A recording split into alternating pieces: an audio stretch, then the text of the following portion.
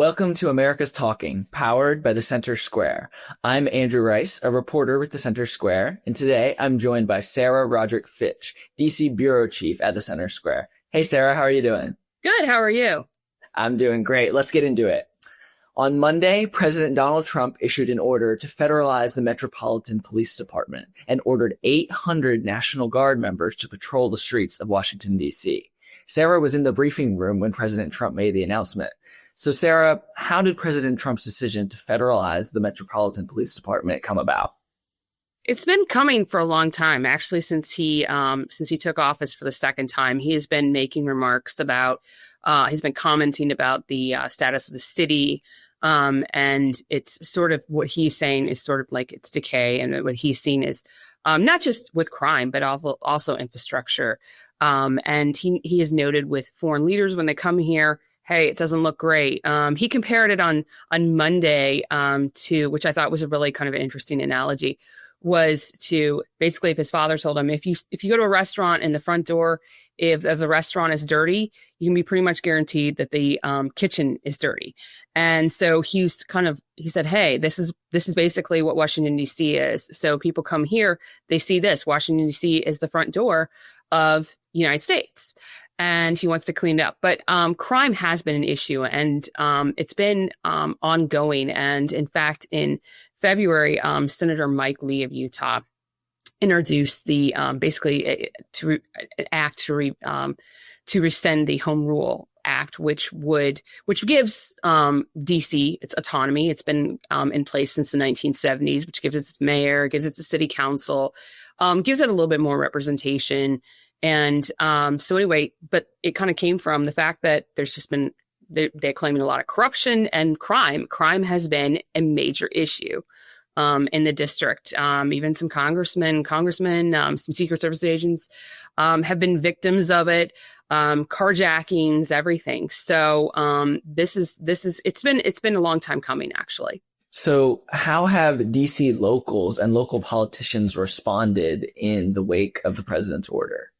So that's interesting because there's been this sort of reignited the push for DC statehood for sort of the DC folks. So they have wanted to now. So like the mayor has pushed, she's using this opportunity to push to make DC the 51st state. And there's all these protests to say sort of free DC and everything else. And so that's ongoing.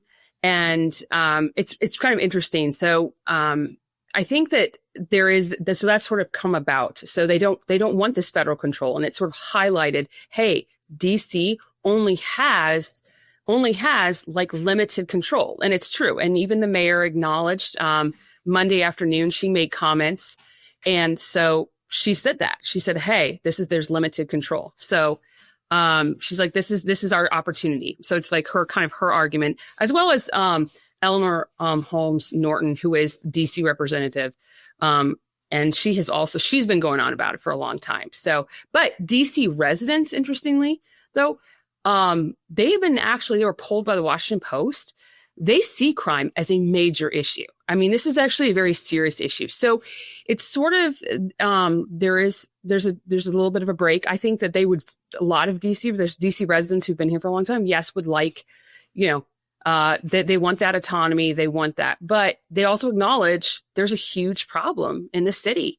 And it's been ongoing. So, I think it's a lot of mixed sort of feelings. I think that people who are maybe not as impacted by the crime are kind of like, well, we want to push for, statehood. And then there's others who are like, hey, we need this. So it's interesting to see what comes out of it. And I know, Sarah, you are located in the greater DC area. So what has your experience been like with crime in the area, and how do you feel with this announcement by the president? I think it's really interesting. Something obviously that we didn't see on camera when we were there when I was there waiting for the president's press conference to begin. But it was there. We were actually waiting there for quite a bit for the reporters, but it was a packed room. And it's so interesting. Amongst ourselves, we talked, and everybody either has a personal story of being a victim of crime, or they have a friend who's been a victim of crime, some sort of crime, carjackings, muggings, whatever it is.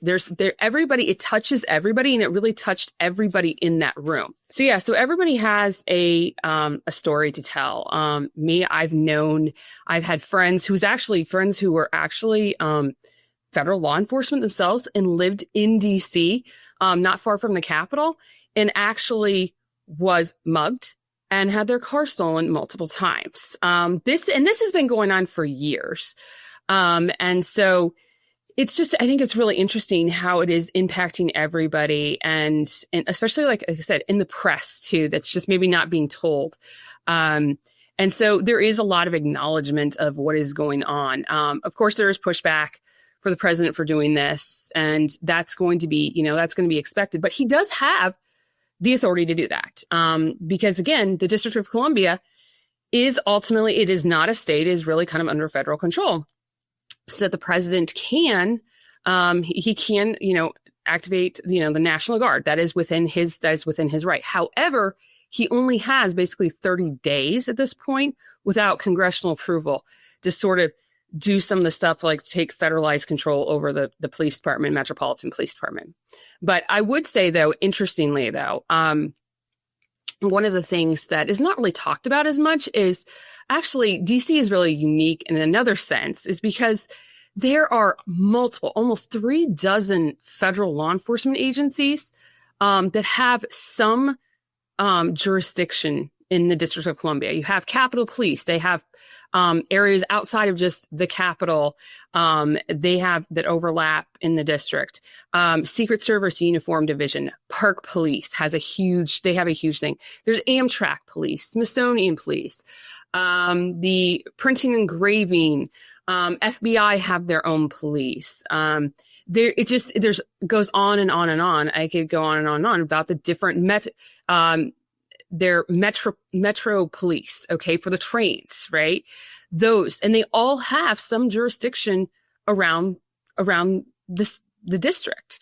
And so honestly, when we're talking about federalizing, he's just federalizing Metropolitan Police Department, which is just basically, I feel like just really kind of a portion of it, of the District of Columbia. So it is interesting, though, with all those different police, agencies, federal law enforcement agencies, you think, my goodness, with all these different agencies and all these different, law enforcement departments, it should be the safest city in the world.